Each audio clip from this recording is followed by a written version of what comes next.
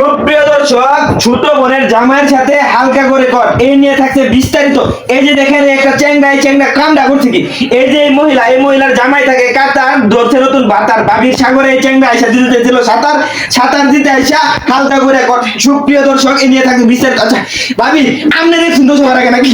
আমি তো দেখবো, কারণ আমার ঘরের পাশের রুমে যে এত কিছু হয় এতদিন তো আমি বুঝতে পারি না। আচ্ছা, আপনি আজকে কি দেখছেন, কি অবস্থায় দেখছেন? আরে ভাই, আমার কাছে 10 টাকা পাইতো, এটা ফেরত দিবার আইসা তো একেবারে 10 কোটি টাকার মামলা ধরা পড়ে গেছে। আচ্ছা, এখন আপনি বুঝলেন না, এত সুন্দর আপনার চেহারা নাই ক্যাফেল, ঠিক আছে?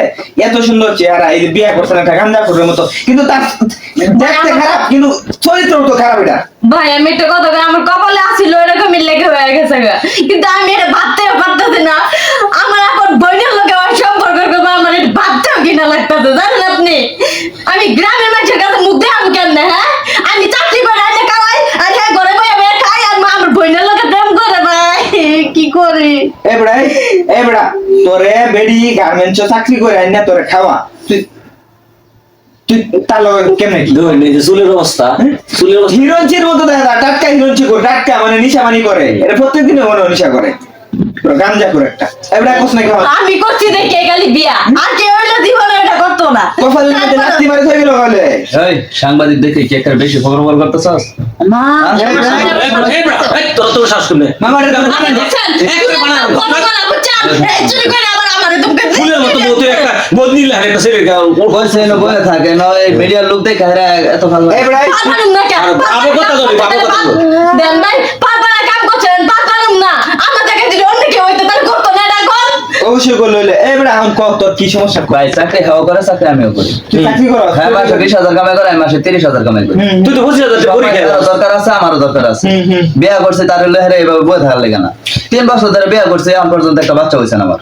আমার বউর দরকার আছে। দেখেন, আমি একটা কথা কই, বিয়ে করবার চাইছিলাম। আমি একটা কথা কই, আল্লাহ যদি না দেয় তাহলে কি বানানোর জিনিসটা নিজের হাতে বানায় লাইবো?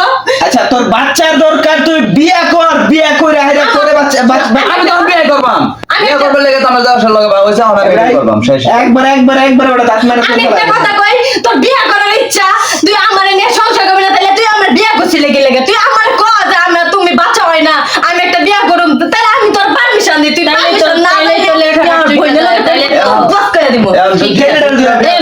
পারমিশন লাগে না, মারা উচিত তো এটা পারমিশন লাগে না, করে দিছে যে বেটা নে পারমিশন ছাড়াও আমি বিয়ে করবো।